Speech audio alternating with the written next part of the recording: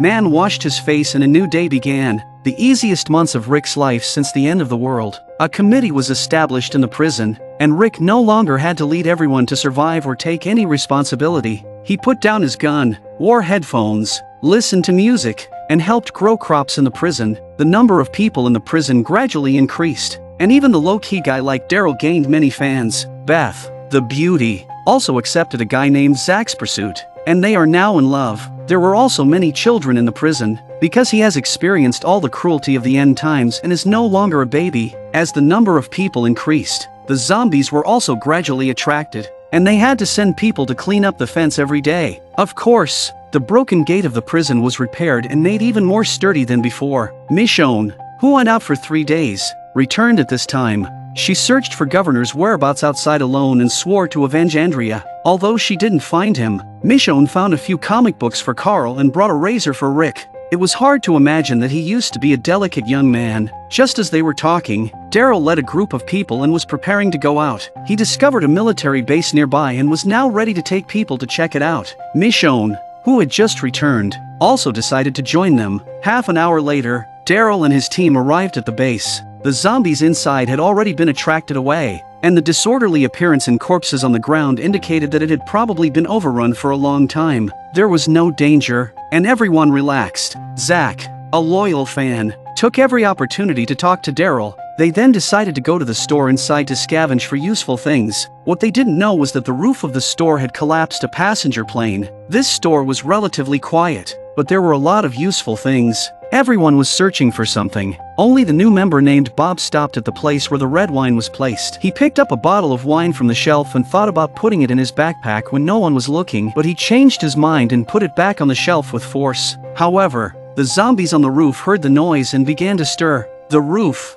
which had been hit by the plane, began to collapse. Daryl rushed over to check on the situation, and luckily Bob wasn't hurt badly. He just had his leg trapped and could get out by moving the cabinet. But at this moment, the roof began to collapse, and zombies fell directly from above. They were attracted by the commotion and decided to leave as soon as possible to avoid any danger, but the number of falling zombies is increasing, making it impossible for them to rescue Bob. Everyone was busy killing zombies. Bob started to panic because zombies were crawling towards him. Daryl wanted to save him, but the zombies were too many to fight off. He looked up and saw that there was a plane head on the roof, which could fall at any moment. Glenn quickly shot the zombies and covered for Daryl, who dragged away the zombies that were close to Bob. Then Zach helped lift the cabinet, and Bob was finally freed. The roof was collapsing. Just as Zach was retreating, a zombie grabbed his foot and bit down. The others froze at the sight, but it was too late to save him. They had to evacuate immediately. Zach was also engulfed by the rubble. Back in the prison, Carol told stories to the children every day, but her main purpose was not just that. When no one was looking, she took out a row of knives from a box and secretly taught the children how to use them. Those who have seen the previous plot know Carol's true intentions. However, Carl saw what she was doing and Carol told him not to tell anyone, but Carl turned and ran. Night. Beth was writing in her diary when she saw Daryl approaching. She understood what was going on from his look of hesitation. However, she didn't show any sadness and just calmly changed the number on the board. Beth was no longer the cowardly girl who would only cry in her father's arms. She had learned to be strong after going through all of this. Unfortunately, more bad things were happening. In another cell block, a boy was coughing nonstop. He felt very uncomfortable and stumbled towards the bathroom. Hopefully the bath will make him feel better. But then he collapsed. After some time, blood appeared on the ground. The boy opened his eyes again, has turned into a zombie. The rest of the people were still asleep while the zombies had already made their way to the cell block and stopped outside Karen's room. At this moment, a snoring sound attracted the zombie. It crawled through the curtain and bit the man's neck. He died without even making a sound. The others were still sleeping, unaware of the danger that had arrived. As the day gradually grew brighter, they were all busy doing their own things. Rick was busy planting vegetables and taking care of his pig. Suddenly, gunshots rang out, and everyone immediately became nervous. Michonne, who had just left, rushed back. They realized that the sound came from cell block D in the prison. Daryl they quickly rushed in with their weapons, and when they entered, they found that the place was already in chaos, filled with screams and cries. Rick and the others had to rescue them as quickly as possible. Tyrese also rushed in, and luckily his girlfriend was okay. Then they began to search room by room until they cleared out all the zombies. The The man who was bitten knew that his time was running out and he couldn't leave his 2 daughters behind. The children had no mother, and he hoped that Carol could take care of them. Carol nodded and said that she would. Rick and the others also found the first mutated teenager. The problem was that he wasn't bitten or injured. It is a normal death. The new doctor, Caleb, analyzed that it was pleurisy, and the fluid in his lungs choked him to death. His face was covered in blood. There were such cases before the end of the world, which was a type of influenza. The problem now was that the flu might have already spread. The first thing Rick did when he came out was to tell Carl not to get too close to him, but Carl didn't care. He didn't see his dad come out and he was very worried. Rick explained what had happened inside and told them not to get too close to the people from cell block D. Then the committee members sat together to discuss countermeasures. They didn't know how contagious the flu was or what the initial symptoms were. All they could do was quarantine the survivors from cell block D for the time being. At that moment, a coughing sound was heard, and they immediately became nervous. It was Tyrese's girlfriend, Karen. The committee quickly speculated that this might be the flu, and as a precaution, they had to isolate her immediately. Karen understood the importance of the situation and mentioned that someone else in cell block D was also coughing. For now, they had to focus on isolating and observing them. After a while, Daryl and Rick were digging graves when they heard Maggie's anxious voice. The fence is on the verge of being untenable. When they arrived, they saw that the fence had tilted, something that had never happened before, and there was no choice but to eliminate the zombies through the fence.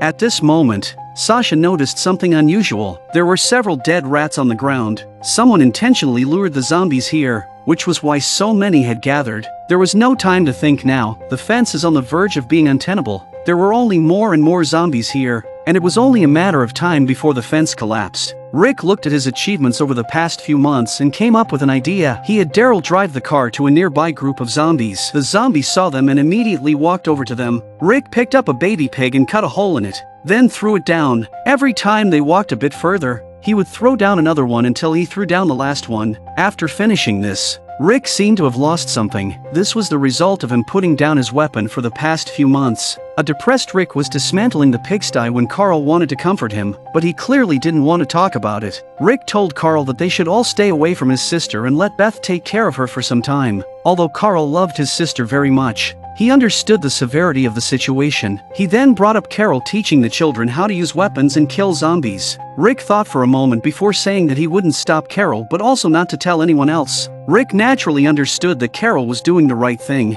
but the other parents couldn't understand. The prison has been a bit restless lately. Rick gave Carl a handgun in case of an emergency and took out his holster again. As he touched the familiar gun, he wanted peace, but it seemed that life always had its ups and downs. Rick threw his clothes into the fire pit and looked out at the zombies. The camp had just started to settle down, but now a deadly flu had broken out. Tyrese's girlfriend Karen was showing symptoms of a cough and cold, and they had to isolate her and another patient as a precaution. The next day, Tyrese prepared to surprise Karen with flowers, but when he arrived at the isolation room, it was empty and covered in blood stains that led out into the corridor. Following the trail of blood, Tyrese discovered 2 burnt bodies, one of which had a bracelet he had given Karen on its wrist. He fell straight to the ground. Soon, Rick and the others arrived on the scene. Tyrese shouted his accusations of the viciousness of the murderer, and immediately afterwards he went up to Rick and said that he was a policeman and that he had to find out who had done it and hand them over to him. These words are spoken in an almost commanding tone. Rick wasn't angry and promised to find out and said reassuringly that he had experienced the pain of losing a loved one and knew how Tyrese felt, that he had even lost himself and was in great danger. Seeing Rick like this, Tyrese became even more rude and foul-mouthed. Daryl sees Tyrese in an emotional state and tried to persuade him, but he was pushed against the wall. They understood his feelings and didn't bother with him. Rick tried to console Tyrese again, but to his surprise, Tyrese became enraged and pushed Rick to the side before throwing a punch, followed by a second one. Rick fought back, knocking Tyrese to the ground and kicking him against the wall. Daryl intervened to stop the fight. After calming down, Rick regretted losing control and hurting Tyrese. He had just lost his mind again. The situation in the prison was not good, and the killer was likely trying to prevent the flu from spreading. Unfortunately, Sasha also showed symptoms of a cough and cold. When she went to look for Caleb in cell block A, she found the whole area filled with coughing and even witnessed someone dying from the flu. Caleb came over at this time and said that the whole A block was infected and the flu was spreading. The committee quickly called a meeting, and their top priority was to isolate cell block A. Herschel suggested that the flu virus itself was not deadly, but the symptoms it caused could be fatal. and they needed antibiotics. Daryl mentioned that all the nearby pharmacies had already been looted by survivors. Herschel proposed that they go to the veterinary hospital at the West Peachtree Tech, a place that no one would think to look for medicine. He explained that animal medicine could also be used for humans. Daryl decided to lead a team to search for medicine immediately. Herschel stayed behind to guide the others in the isolation efforts. To make matters worse, more and more people who went to cell block A were getting infected. Even Glenn showed symptoms, and he warned Maggie to stay away from him.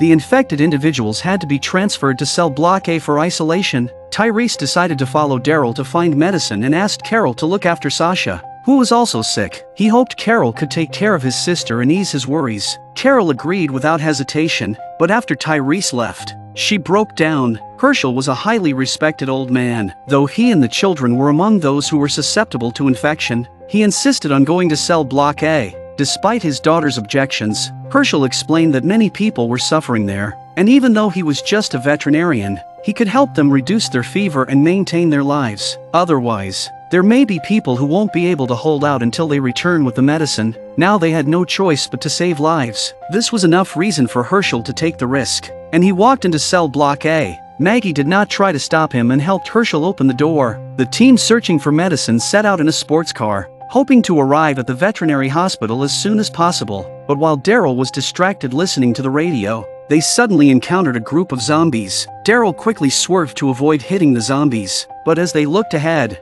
they gasped in horror. Daryl was forced to bring the car to a halt. Although there were only a dozen or so zombies coming towards them, the scene in the distance was chilling. This was the largest herd of zombies they had ever seen, and the zombies had already started swarming onto the car. They couldn't wait any longer. Daryl stepped on the gas and reversed the car. The zombies behind them were piled up, and the car's rear wheels were lifted off the ground. Unable to move any further, Daryl realized that things were not looking good and decided to abandon the car. He instructed everyone to run towards the woods. Michonne sprang into action immediately, and Daryl followed suit through the sunroof. The swarm of zombies wasn't that large, and they quickly cleared a space for Bob to run out of the car. However, Tyrese remained motionless inside the car, clearly still grieving over his girlfriend's death. Michonne had already broken through to the edge of the forest, with Daryl close behind. Bob fired a couple of shots and shouted at Tyrese to get out of the car. Tyrese came out in a huff, not wanting to run at all, but to take out all his anger with a small hammer. Bob can't control Tyrese either. Tyrese goes on a zombie killing spree. Daryl and the others saw that Tyrese was beyond saving, as he had lost control and was completely surrounded by zombies. They had no choice but to leave him there and flee before they were overrun. As they reached the edge of the forest, some of the zombies caught up to them, and they had to clear them out as they walked. After a few minutes, they finally shook off the zombies. Daryl heard a noise behind him and turned around to see two zombies emerging from the forest. He was about to shoot his arrow when Tyrese stepped forward and killed the zombies from behind. Tyrese on his knees. They immediately came up to help him, and to their surprise, Tyrese was completely unscathed but exhausted. They eventually arrived in a small town and found a car parked outside a house, but it was clear that the battery was dead. Daryl decided to go inside the house to see if they could find a battery, but first, they had to remove the vines covering the doorway. Tyrese started to lose it again, wielding his knife and hacking away at the vines, when a zombie emerged from within the vines. He grabbed it and refused to let go, ignoring their attempts to calm him down. Fortunately, Daryl managed to pull Tyrese away, and Bob quickly took care of the zombie. Daryl soon found a battery inside the house, which was still usable. After a while,